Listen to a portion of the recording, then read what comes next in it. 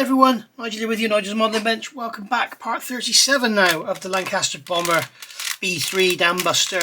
Have a look down below in the description below the video, and you'll see a link there to this built finished model, or the pre-production model on its stand with all the props going and all that, and you can find out all about how you can get one for yourself. So here we are now at pack 37. So as per normal, we'll turn the light out so you don't get any nasty reflections, and you can see what it is we're looking at, and we'll have a look in the magazine and see what wonderful information they've got for us on this one. So pack 37 is, I know because on the back of the magazine for pack 36 it tells us what's coming. So I know in here we're going to have engine nacelles. This is for the outboard. This is for the starboard outboard engine, right? Yeah. So this is the left hand outboard engine. Sorry, it's the right hand starboard engine. So basically we've got the actual engine nacelle itself, got the fan there, intake, little pipe, and what is 37? Yeah, pipe. And 37B is the flame damper shroud, and they cover up the exhaust that we so lovingly fitted or not. So yeah, we're going to take the engine we originally put together. So what we're looking at here, we are looking at Lancasters in action film stars. So that is, yeah, that is the Battle of Britain Memorial aircraft there. So she's there wearing BQB. PA-474, City of Lincoln, was built by Vickers Armstrong in 1945, did not see active service. So there we go, and you can see there's the Dambusters film, Richard Todd, Michael Redgrave. What a good old film that was.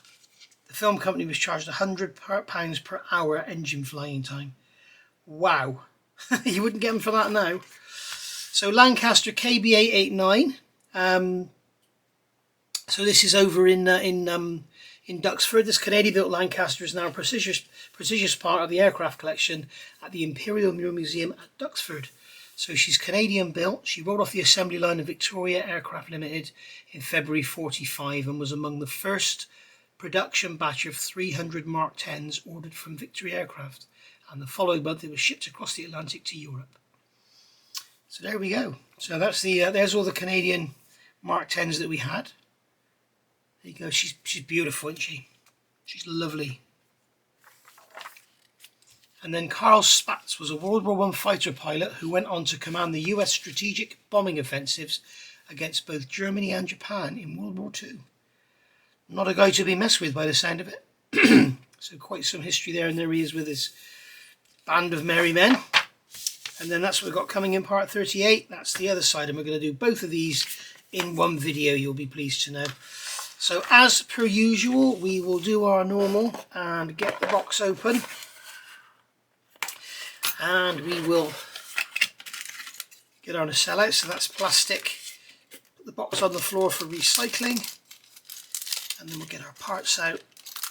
The bag over there for reuse. Put the light on, and we can have a look at our parts. Yes, we've got all the parts we need, and there we go. So turning over the page, first part of the instructions is telling us take the engine assembly from the previous issue, take the pipework and check how it fits in the lower part of the port side bearer as indicated. I wish they wouldn't call it port and starboard, because it makes you think this is the port engine. It's not, it's the starboard engine. So this is going to go into here. Now it's got a D-shaped pin on the end, so it's going to go into that hole there. Okay, so there's a hole that's going to need to be enlarged, I think. I don't want to knock any of these bloody exhausts off again. So it's going into that bottom hole. Yeah, that needs to be enlarged. So we'll get our calipers and we'll see what diameter this is. I'm guessing it's like 1.6 or something. There you go, 1.51. So we'll get a 1.6mm drill,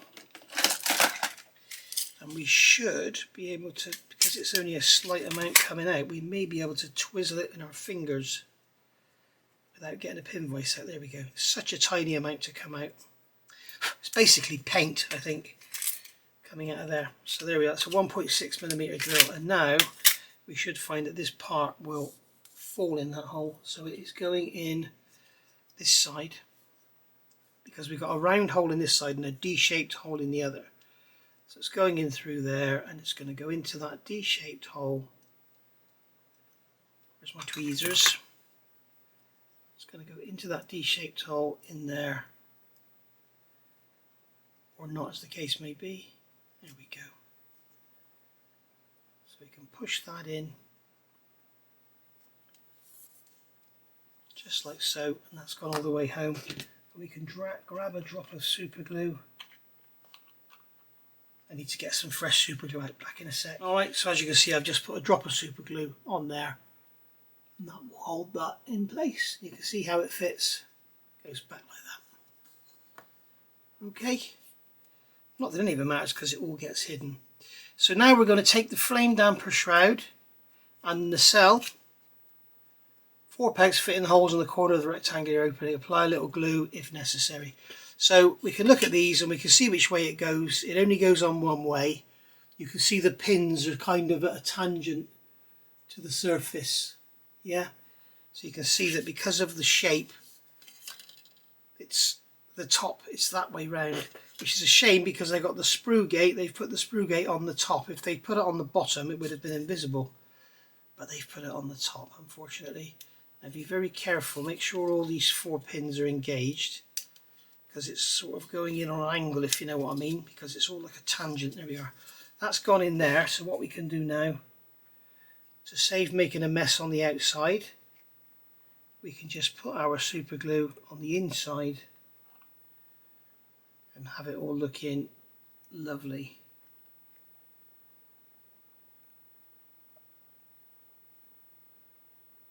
There we are. So you can make a mess on the inside, but it doesn't matter because it's not going to be seen. On the outside it's nice and tidy, and that's glued on. When you're happy, apply a little glue to the pegs and fix in place. Turn the nacelle over and identify the fixing point for the radiator control shutter. Fit the hole in the tab on one side of the part onto the peg on part there. The shutter will fix in place when the second part of the nacelle is fitted in the following issue. So that's going to basically go on like that. You've got a pin here. You can see that pin there that I'm pointing at, and that's going to go onto that pin and sit there, and that's a nice snug fit, so it's going to stay there on its own. There we go. So that's in like that. Okay, and then we're going to turn over, and that is basically job done. Okay, we're not fitting this yet because this air intake is going to cover that screw hole where that screw's going in there. So moving on to pack 37.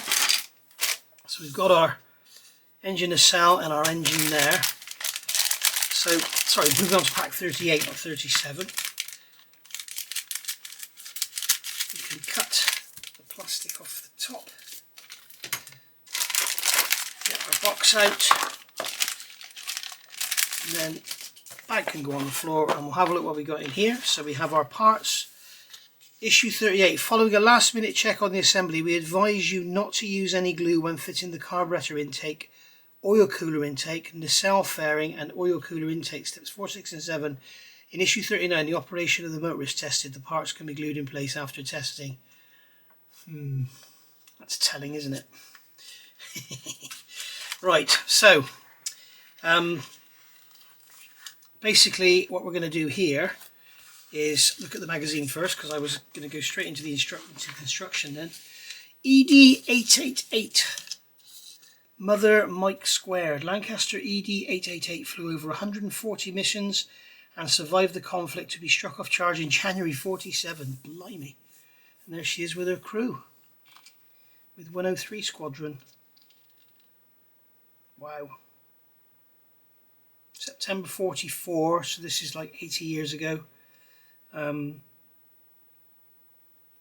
she was. So today is the 28th. So yesterday she went to Calais. US Air Force, US Army Air Force big week. In February 44, the United States Army Air Force launched a series of massed bombing raids against targets in the Third Reich. Look at those props. Incredible. And this B-24s. There we go. And in the next magazine we've got a circuit board and a battery box. So we're going to do some testing, I'm guessing. That's what he just told us, wasn't it, in part 30. Now we're going to do some testing. So as per usual, we will get our box of parts open, get them out of the box, throw the box away for recycling, and then get all our parts out. And then we've got some BP screws here again. We've got 2, so we're only going to use 1. Come on, out you come. There you go. Right, so we've got our nacelle. Let's draw us out of the way. Everything's in the way today. We've got a nacelle, we've got the flame dampener, we've got the intake, rear cover, and a screw. Right. So, first thing we're going to do is fit this flame dampener. So again, looking at that, looking at which way it goes. As I say, make sure when you get these pins in, make sure they all go into the holes because it's easy to snap them off. Ask me how I know. There we go. So they're in like that. So now we can take a drop of super glue on the back of these just to hold them in. I need some more bloody super glue. Trying to be sparing with the stuff so as not to waste too much and end up not getting enough out. So get the super glue onto there,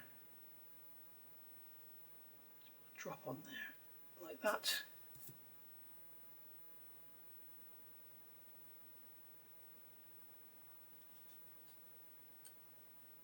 There we go, so that's that glued in place. Okay, now we've got to fit this onto our engine. So basically I'm going to come across like this,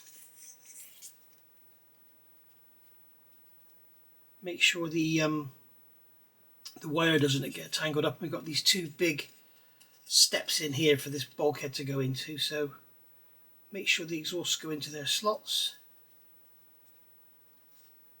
Make sure that bulkhead engages in between those 2 walls.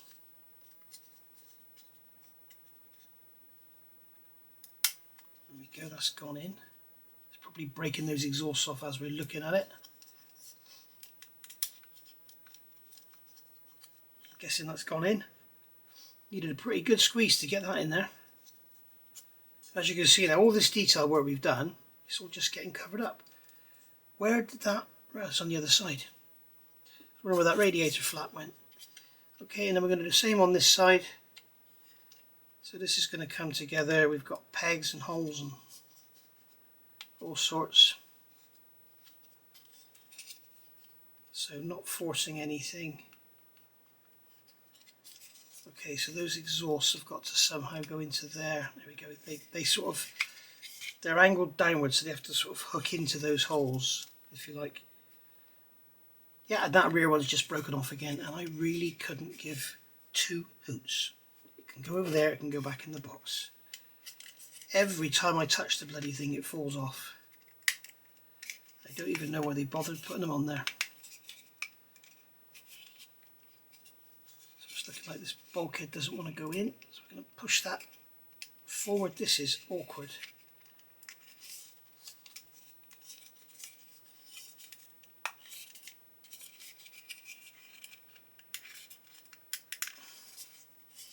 Here we go. Okay, make sure that's lined up on there.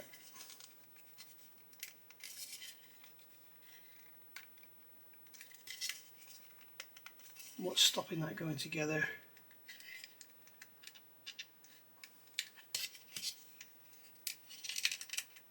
Here we are, that's gone together now. I don't know what I moved then, but something moved and it just went together. So the motor, as you can see, it's sitting too high in there. So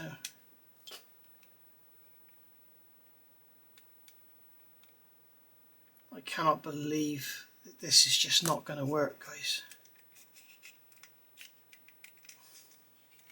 We can see that that's sitting too high in there. And I can't move it down because of those pesky exhausts.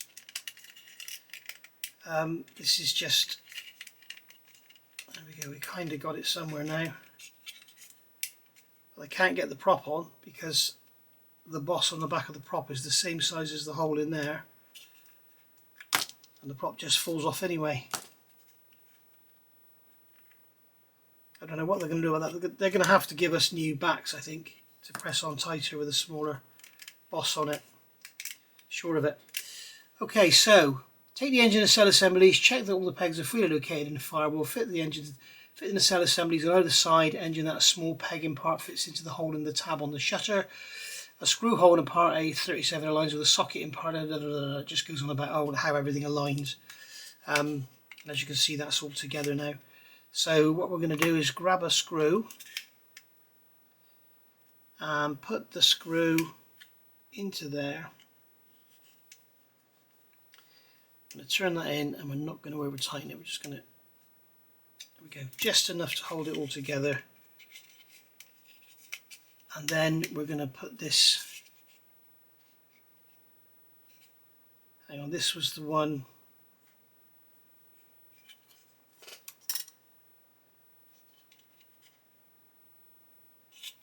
I can't remember which is which now.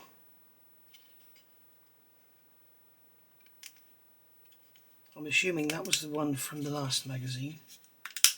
So that's going to go on like that. That one's going to go on like that. I think I've got them the wrong way around. So we'll just pull that out of there. Pull that one out of there. What they could have done with these, you see, if they'd thought ahead, they could have put a big hole there and a small hole there. Small hole there, big hole there, and then you wouldn't have been able to put them on the wrong side. There we go. I'm not even sure if it matters, to be honest. So that's in there like that, and then we got this. We're going to use this piece on the back. Yes, after they've been through about 9 million words. Check the fit of the carburetor intake. Note the pegs are different sizes to help you fit in the correct way round. Apply a little glue to the pegs on part and fix in place. Don't glue that part in place. Turn the assembly around and do it the same on the other side, and then we're going to fit this rear piece here. So that is literally just going to push down on there, and that's going to hold the back of that nacelle together like so. It's not going in.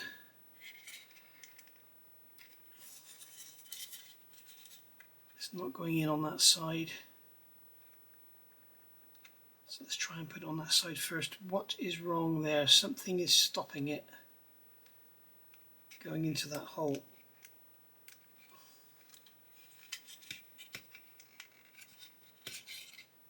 What is stopping that going in? I really do not know.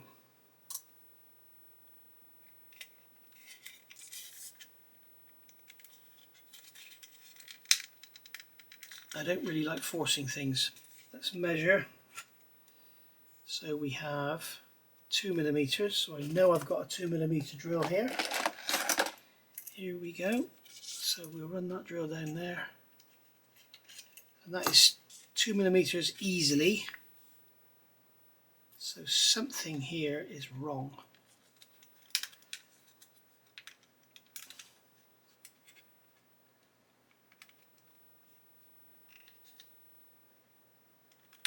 Oh, there we go.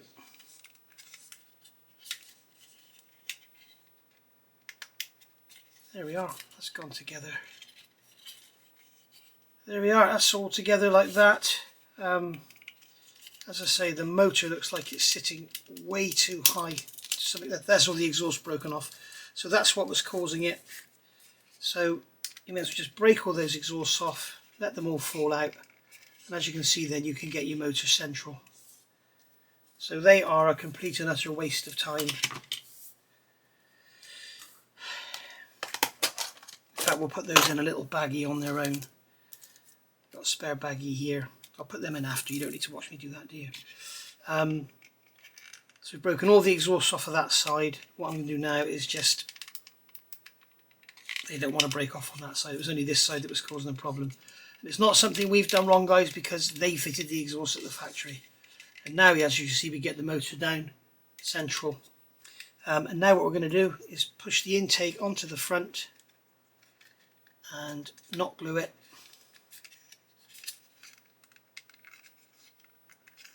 So there we go, that's going on there like that. And as you can see now, the prop will go on easily, but there's no way it's going to turn, because as you can hear, it's rubbing on the... Yeah, they're going to have to give us new backs, I think. Interesting. So, right, so that is that. That is that for this month. That's September's work done. So we've got this all together. As I said in that note there, don't glue any of this together. Obviously they know we're going to have to take it apart again. So I don't know what's going to happen here. But I think we're going to be firing a few more volts into that motor to make those props spin. So we'll go from there. And I'll see you all soon for the next one. Thank you for watching. There was no need to have that 2mm drill. Tweezers and screwdrivers, definitely yes. And that 1.6mm drill was necessary for that hole in the bottom. But as you can see, if we'd left that completely off, it wouldn't matter. So that's all moved as well there. Look, that needs to come back down. That piece in there is moved. I don't know why, but it has. So I need to look at that. But we've got to take it all apart anyway, so we'll have a look then. Right, thank you for watching. See you all soon. Bye for now.